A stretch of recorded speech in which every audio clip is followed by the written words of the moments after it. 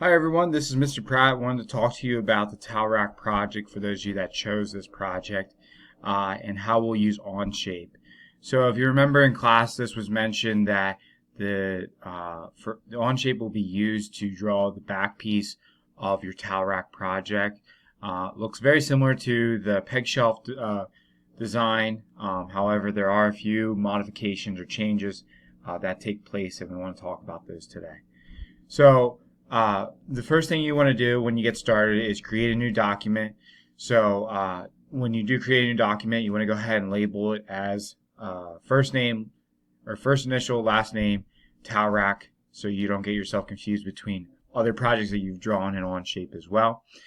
And you'll notice that all three planes are showing. We can go ahead and hide our front and our right plane because you won't be working in those. Everything you're going to draw for this project will be in the top view. So to begin our sketch for our top or for our back piece, we're going to go ahead and click Sketch and choose the top plane. And we want to rotate this so that way it's facing flat and not isometric view as it would be by default. And we're going to go ahead and we're going to draw half of our project here. So to start, we'll use the rectangle tool and we will draw a rectangle and dimension that so that it is half of our towel rack back piece. So our back piece for this project is in total 5 inches wide and 16 inches in length. So what we'll do is we will go ahead and create an 8-inch in length rectangle by 5 inches. And when you type those numbers in, you can hit enter and it also shows you those dimensions. So we're going to design our part of our half of our back piece and then mirror it to the right side here. So now that I have those dimensions in place, I can go ahead and hit escape so I'm no longer in the rectangle tool. And I'm going to go ahead and delete these dimensions just to clean up my drawing, keep things organized.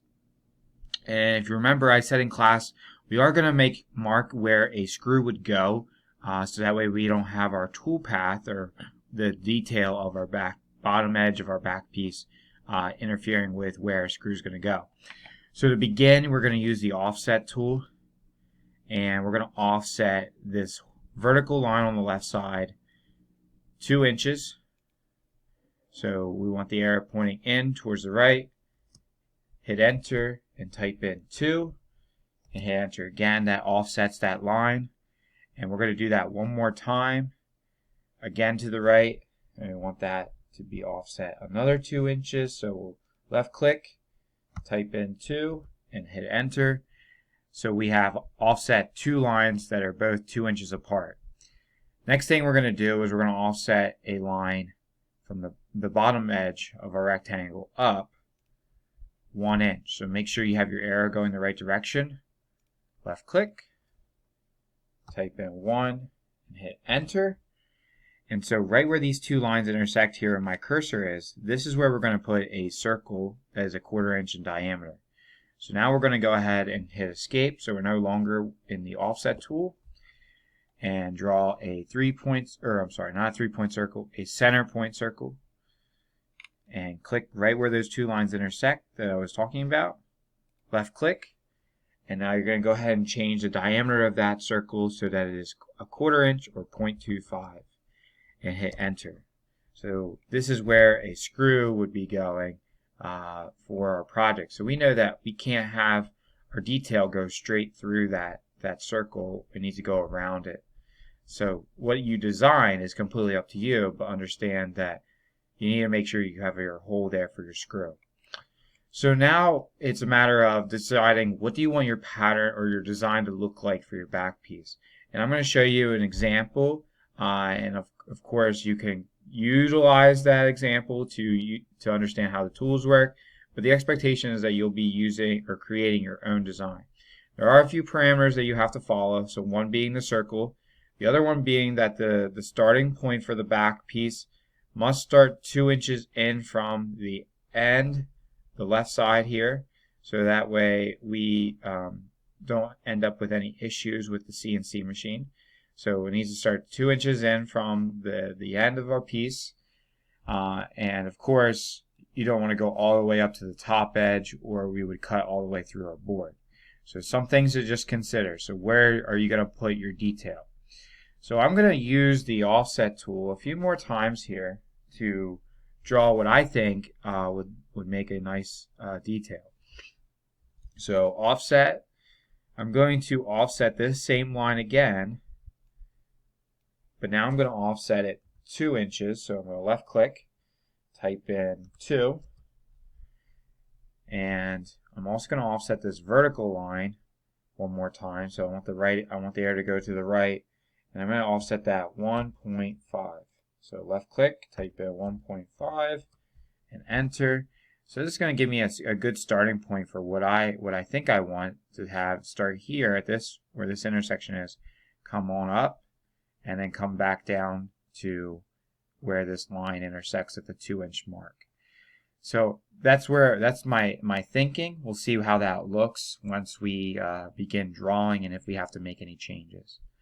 So I'm going to use the 3-point arc. I think this is the most useful arc to draw with. So again, I'll start with my starting point. I'll show my end, and I can then adjust the arc. So I think I want my arc to come up a little bit, kind of like that, and I'll left click. You can always change the radius if you'd like. So let's just make it a 3-inch radius, and that'll make that minor change for us. And I'm going to go ahead and put another 3-point arc in here. So I still have the tool selected. I could use the line tool and draw a straight line down if I wanted. I think I want some type of radius there, some type of arc.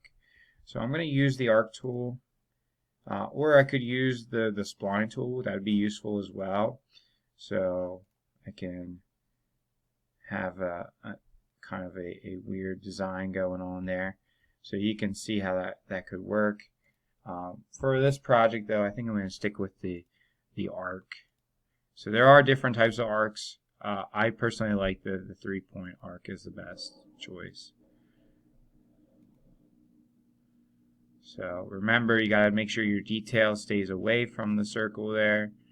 So I think I'm going to stick to something that looks kind of normal for what this would be. So right there, I like that, and I'm going to hit escape so I'm no longer drawing arcs. Now this looks really sloppy, so we want to clean up our drawings. So to do that, we'll use our trim tool to get rid of anything that we don't need. So I don't need this bottom part here. I don't need all these lines that go through my circle. So I'll go ahead and use those scissors to clean this up.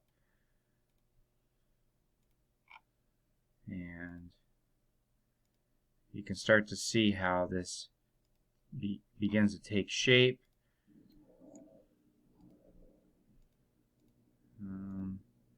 And we'll just keep deleting these lines so that way I end up with just the detail that I'm looking for in my final project here. And remember, it might take a second or two for the lines to disappear. That's just simply because it's a web-based program, so it's not going to be able to delete everything instantly. Well, we also want to delete our dimensions. We won't need those. Okay, so now I have everything selected or deleted that I wanted to, so I end up with that detail that I was thinking of using. I have my circle here. And so my last step in order to get this to a point where we can use it in PartWorks is going to be mirroring this section here. Okay, so this is my left half. I'm going to mirror it so I have it on the right half as well.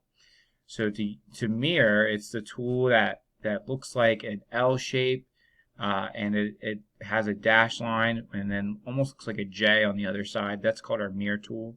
If you select it, it tells you to select a mirror line. That would be our vertical line on the right side. And then it says select entities to be mirrored. So to select this, I'm just going to go ahead and drag a box over everything. And then it'll show up on the right side. Now that's all you have to do as far as mirroring. Now we can go ahead and trim out the middle part here that we had drawn previously, because we do not need that.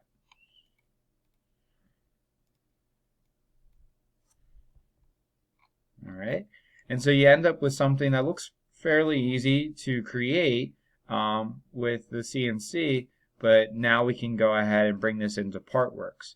So your last step in order to finalize your sketch is to click the green check mark so it doesn't disappear. And we would need to export this as a DXF. So to do that, you would right click on your sketch 1, export as a DXF, and you would want to save this, your file name. I would save it as the same thing that you created the file as before. So Z Pratt Towel Rack. We're going to use it. We're going to have a DXF format, and the option under options, you want to make sure that if you're using my class set of laptops, you can download it. Otherwise, you would email with file download link, so that way you can hop on your email from my laptops in class and download that, and then be able to bring that into PartWorks. So hopefully this helps you get started. Remember that when we are drawing this, the few things that you have to have would be, first off, you're drawing half of your back piece, that is 5 by 8. You must have this circle here, so remember to offset the lines. And you also need to start at 2 inches in from the left side when you're drawing. So my suggestion would be to use a piece of graph paper or even just a piece of printer paper. Draw out what you want that design to look like before you begin drawing it in Onshape. If you have any questions, feel free to either stop me in the classroom or send me a Schoology message. Thanks.